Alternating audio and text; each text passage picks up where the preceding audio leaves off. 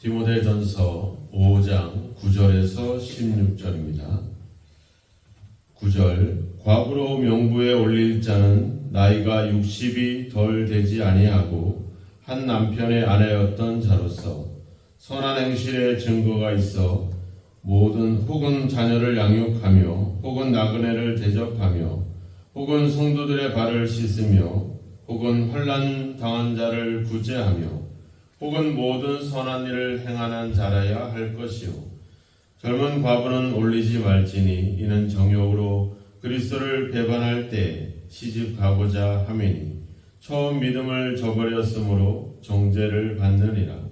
또 그들은 게으름을 익혀 집집으로 돌아다니고 게으를 뿐 아니라 쓸데없는 말을 하며 일을 만들며 마땅히 아니할 말을 하나니 그러므로 젊은이는 시집가서 아이를 낳고 집을 다스리고 대정에게 비방할 기회를 조금도 주지 말기를 원하노라.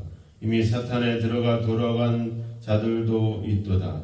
만일 믿는 여자에게 과부 친척이 있거든 자기가 도와주고 교회가 짐지지 않게 하라. 이는 참 과부를 도와주게 하려 함이라. 아멘.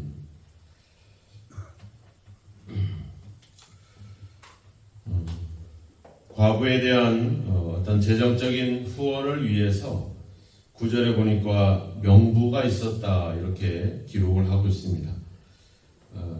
명부가 있다라고 하는 말은 이미 교회가 이런 어려움을 당하고 있는 과부들을 돕는 그런 어떤 제도적인 것이 이미 마련되어 있다는 점을 우리가 나름대로 알 수가 있죠. 그리고 과부를 도와주는 일이 교회의 어떤 공식적인 사역의 일부분이었음을 또 이야기를 하고 있습니다. 그 당시에 우리가 예수님을 믿는다라고 하는 것은 그냥 요즘처럼 우리가 믿음을 갖고 주일이 되면 교회를 나오고 또 이렇게 하나님께 예배를 드린다 이런 어떤 기본적인 어떤 종교의 자유를 누리는 그런 시대가 아니라 그 당시에 예수를 믿는다라고 하는 것은 어떤 사회 경제적인 활동이 끊어지는 그런 의미들을 담고 있습니다. 많은 교회가 있고 또 많은 어떤 도시에 이제 교회들이 세워지지만 당시만 해도 예수를 믿는다는 일이 결코 쉬운 일이 아니죠. 단순히 종교적인 활동을 하는 것이 아니라 사회로부터 고립되거나 소외당하는 그런 일들이 있죠. 14절에도 보면 대적에게 비방할 기회를 조금도 주지 말라. 대적이라는 말이 나오잖아요. 그러니까 요즘같이 교회를 비방하고 욕하는 그 정도가 아니라 교회를 핍박하는 그런 세력들이 있었기 때문에 교회를 다닌다, 또 예수를 믿는다라고 하는 것은 이미 어떤 사회적으로 사람들과의 관계에 문제가 생기고 그것은 결국 경제적인 빈곤으로 다가올 수밖에 없다는 겁니다. 더군다나 이 과부가 됐다, 여자가 혼자 됐다라고 하는 것은 그리고 더군다나 예수를 믿은 여인이 남편을 잃고 혼자가 됐다는 것은 이것은 모든 것이 끊겨진 그런 상황이라 할 것입니다. 그래도 젊은 여인들 뒤에서 이야기하고 있는 젊은 과부들은 어떻게 보면은 또 결혼할 수 있는 기회를 얻을 수 있고 또 젊기 때문에 그래도 어떤 일이든 할 수 있는 그런 어떤 자격이 되지만 이 9절에 60세가 이제 넘은 여인들은 어떤 결혼이라든지 어떤 사회적인 활동을 하기가 이미 어려운 그런 시대가 됐죠. 오늘날도 이미 남자든 여자든 이미 정년이 지나서 뭔가 어떤 좋은 직장이나 좋은 일터를 얻는다라고 하는 것은 그렇게 쉬운 그런 시대가 아닙니다. 그래서 이 60이 넘은 여인들을 과부의 명부에 올리는 이유 중에 하나는 바로 그들이 이제 재혼의 기회도 얻지 못하고 또 사회적으로 경제활동을 할 수 없는 그런 어떤 처지에 있는 여인들을 의미한다라고 볼 수가 있죠. 근데 나이뿐만 아니라 10절에 보니까 선한 행실의 증거가 있어야 된다. 이렇게 이야기하고 있습니다. 이 선한 행실의 증거가 뭐냐? 자녀를 양육했거나 또 나그네를 대접했거나 또 성도들의 발을 씻었거나 환난을 당한 자를 구제했거나 선한 일을 행하는 자라야 한다. 그러니까 그런 모든 것을 다 통틀어 모든 것을 다 갖춘 여인이라고 말하는 것이 아니라 그래도 사람들 앞에 어떤 선한 증거가 있어야 된다는 겁니다.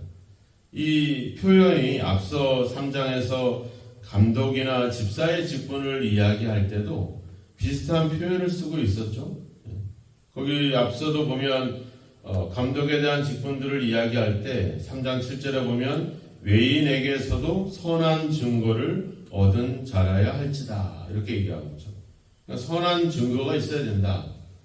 그러니까 어떤 무조건 나이가 많았고 과부가 됐다라고 다 도와줄 수 있는 것이 아니라 바로 선한 어떤 신앙의 또 삶의 증거가 있어야 된다 이런 이야기들을 하고 있죠. 그러면서 한 남편의 아내였던 자야 됐다 이렇게 기정을 하고 있습니다. 한 아내의 남편이고 또 자녀를 양육하고 그러니까 앞서 집사나 감독의 직분을 이야기할 때도 자기 집을 잘 다스릴 줄 알아야 된다 이런 표현들을 썼잖아요. 그러니까 이 과부에 대해서도 그냥 어쩌다가 혼자 남게 된 그런 어떤 경우가 아니라 어떤 교회 안에서의 어떤 선한 증거들 또 교회 밖에서의 선한 삶에 대한 어떤 그런 증거들이 있는 자들을 참된 참 과부로 올려서 그들을 후원하도록 그렇게 이야기를 하고 있습니다. 반면에 11절에 보면 젊은 과부는 올리지 마라. 왜? 젊은 과부는 정욕으로 그리스도를 배반할 때 시집가고자 하고 처음 믿음을 저버렸다 이렇게 표현하죠. 원래 그 당시에 이제 과부의 이 후원을 받는 과부의 명단에 오르는 자들은 나름대로의 교회와의 약속들을 하게 됩니다. 이제 내가 재혼을 하지 않고 이제 교회를 섬기는 일 13절에 보면 집집으로 돌아다니고 이런 표현을 쓰잖아요. 그러니까 그 당시에 과부의 역할들은 이렇게 어떤 교회의 후원을 받는 것을 통해서 어떻게 보면 각 가정을 돌아보면서 그들의 신앙과 삶을 살펴주는 그런 일들을 해왔던 것 같습니다. 오늘날 우리가 권사님들이 기도하고 또 성도들을 잘 살피는 그런 모습처럼 바로 그런 삶을 그 여인들이 과부들이 그 일들을 담당해 왔던 것 같습니다. 그래서 그냥 도움만 받는 게 아니라 자기도 더 연약한 사람들을 돕기 위해서 그들을 신방하고 그들을 격려하는 그런 역할들을 해왔다는 것이죠. 그러니까 교회와의 약속, 교회의 재정적인 후원을 받으면서 무슨 월급을 받는 것은 아니지만 후원을 받으면서 교회가 자기가 재원하지 않고 신앙의 정절을 지키면서 교회를 돕는 역할들을 하기로 이렇게 약속을 하면서 이제 후원을 받게 되는데 이 처음 믿음을 저버렸다는 말은 바로 그런 약속을 저버렸다 그런 의미를 담고 있는 겁니다. 교회 공동체, 교회 성도들과 약속하면서 그 약속을 통해서 후원을 받고 그런 역할을 해왔는데 그런 것들은 약속을 저버리고 이제 다시 시집을 가고 그렇게 행하는 것들에 대해서 그런 우려들을 갖고 있는 것이죠. 뭐 젊은 과부라고 해서 다 그런 것은 아니겠지만 그래도 나이가 든 여인들보다는 그래도 젊은 여인들이 그런 유혹에 더 빠질 염려가 있었다 이렇게 이야기를 하고 있는 거죠. 그래서 오히려 14절에 보면 시집을 가서 아이를 낳고 집을 다스리고 대적에게 비방할 기회를 조금 더 주지 말기를 원하노라. 차라리 결혼을 해서 재혼을 해서 가정을 꾸리는 것을 바울은 더 권면을 하고 있죠. 그러면서 16절에 보면 자기가 도와주고 믿는 가정에 또 친척 중에 이런 과부가 있을 경우에는 먼저 그들이 도움을 주고 교회에다 짐을 지지 않게 해라. 왜냐하면 교회라고 하는 공동체가 많은 그런 어려움에 처해 있는 여인들을 도와줘야 되지만 실제로 뭐 재정적으로 뭐 그렇게 넉넉하고 풍성한 그런 어떤 시대는 아니었잖아요. 그 당시에 교회 신앙을 갖는 자체가 어려운 시대에 그런 어려운 공동체가 지금처럼 건물이나 이런 조직화된 교회가 아니라 각 가정에서 예배를 드리고 예배처서도 제대로 준비되지 못한 그런 교회가 이런 여인들 더군다나 명분을 가질 만큼 이렇게 많은 그런 과부였던 여인들을 도와주는 것은 재정적으로 너무 부담이 되는 일들이죠. 또 교회가 초대교회가 문제가 됐던 것이 바로 그런 문제 아니었습니까? 히브리파 과부들과 헬라파 과부들 사이에 이런 어떤 재정적인 도움이 되지 않음으로 인해서 교회가 서로 문제가 됐었고 그래서 그런 문제들을 초대교회는 풀어갔죠. 초대교회가 우리가 알다시피 서로 물건을 통용하고 자기 밭을 팔아서 사도들에게 후원금을 주고 헌금을 하고 이렇게 서로 마음을 나눴던 그런 시대이기도 하지만 한편으로는 그것을 다 감당할 수 없는 그런 아주 연약한 그런 시대이기도 했습니다. 그래서 오히려 도와줄 수 있는 가족이 있고 친척이 있다면 먼저 그들이 도와주는 것. 결국 가족 앞서 이야기했잖아요. 가족을 돌보지 아니하면 믿음을 배반한 자요 불신자보다 더 악한 자다. 8절에 이렇게 얘기했잖아요. 그러니까 내가 도와줄 수 있고 내 가족이 아파한다면 먼저 그 일들을 돕는 것은 당연한 것이죠. 교회가 가부를 돕는 이유도 그런 가족의 개념이 있기 때문에 도와주게 되는 거잖아요. 우리가 영적으로 그리스도 안에서 가족이기 때문에 이런 어려움에 처해 있는 여인들을 돕는 것은 어떻게 보면 당연한 일이죠. 그래서 좀 더 나아가서 우리 가정에 우리 친척에 이런 어려움 있는 자들을 교회나 이런 데 어떤 다른 데 맡기기보다 먼저 내가 도움을 주고 먼저 그들을 살피는 것이 우리가 당연한 도리고 당연한 어떤 선한 행실이라고 하는 것입니다. 그래서 어떻게 보면 이 과부를 돕는 이 어떤 교회 안에서의 어떤 제도와 이런 질서에 있어서도 어떻게 보면 그런 질서, 그런 제도를 통해서 도와준다는 이런 개념도 있겠지만 더 중요한 개념들은 바로 그런 제도가 그런 어떤 서로가 돕는 그것에 대한 그 내용이죠. 그 마음가짐들이죠. 그냥 아무나 덥석 그냥 있다고 도와주는 것이 아니라 선한 행실을 갖는 것. 또 다른 사람들에게 짐을 지어주기보다도 먼저 내 자신이 그들을 살피고 돌아보는 어떤 그런 모습들, 이런 것들이 너무나도 중요하다, 이렇게 바울은 이야기를 하고 있는 것입니다. 그리고 또한 그리스도 안에서 가져야 될 어떤 신앙적인 태도, 또 주님과의 약속과 주님에 대한 믿음을 지키고 자기의 욕심이나 종욕대로 행하지 않도록 하고자 하는 것이 이 과부를 돕는 이 제도 속에 담겨져 있는 뜻이다, 이렇게라고 말할 수 있을 것입니다. 우리가 이런 걸 보면은 이런 일들은 교회 안에서 많이 일어나죠. 우리 교회도 장학회가 있지만 우리가 다 도와줄 수 없고 규정을 만들잖아요. 교회에 출석하고 있는, 또 아니면 교회에 봉사하고 있는, 또 다 도와줄 수 없어서 가정에 한 사람씩만 도와주는 이런 것들이 있죠. 우리가 넉넉하고 풍성하다면 마음대로 퍼주고 마음대로 해줄 수 있지만 교회는 한계가 있죠. 사람의 어떤 조직에는 한계가 있을 수밖에 없습니다. 우리는 믿음이라고 하는 것을 가지고 기도하고 하나님께 도우면 하나님이 풍성하게 넉넉하게 채워주겠지. 그러니까 우리가 해야 될 역할과 행실들을 하지 않고 믿음이라고 하는 것을 빙자해서 모든 것을 하나님이 다 채워줄 거다, 이런 내가 도와주지 않고 내가 살피지 않으면서도 마치 그 책임을 하나님께 돌리는 그런 행위들을 우리가 경계를 해야 됩니다. 내가 도와주고 내 가족이고 내 가까운 친척이라면 내가 먼저 살피고 내가 먼저 도와주는 것이 당연지사인데, 이거를 교회에 맡기거나 다른 사람들에게 전가하는 것은 그것은 믿는 사람들의 책임 있는 행동이 아니라고 하는 겁니다. 반드시 우리는 하나님의 은혜로 하나님의 사랑으로 우리의 필요를 하나님께서 채워주지만 우리가 가지고 우리에게 주신 은혜를 가지고 우리가 어려운 사람들을 도와주고 살피는 일에 대해서도 우리가 책임 있게 그 일들을 수행해야 된다라고 하는 것이죠.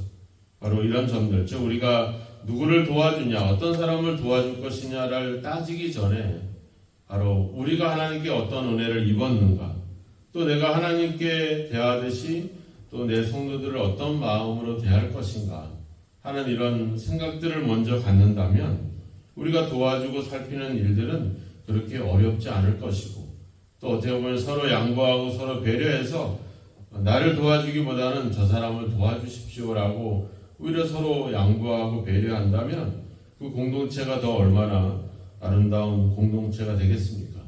우리가 어떤 이런 도움을 주고 도움을 받고 명부에 그 명단을 올리고 또 제외하고 뭐 이런 일들을 따지기 전에 먼저 우리가 하나님께 받은 은혜, 또 주님께서 우리에게 행하셨던 그 어떤 선한 삶을 우리가 생각해 보고, 또 우리가 하나님께 대한 믿음을 가지고 어떤 마음으로 내 이웃을 도울 것인가, 어려운 자들을 살필 것인가 하는 점들을 한번 우리가 생각해 본다면 충분히 우리는 더 지혜롭게 돕고 살필 수 있는 기회가 주어질 것입니다.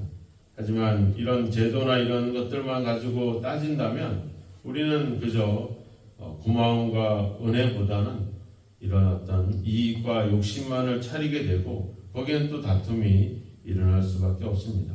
우리가 어떤 일들을 하기 전에 먼저 우리가 하나님께 받은 은혜와 또 내가 그 받은 은혜를 내 이웃에게, 내 가까운 사람에게, 어려운 사람에게 어떻게 베풀 것인가 하는 점들을 우리가 먼저 그 근본적인 정신을 회복한다면 우리는 많은 그런 좀 더 즐거운 또 행복한 그런 어떤 사역과 그런 관계들을 이루어가게 될 줄로 믿습니다.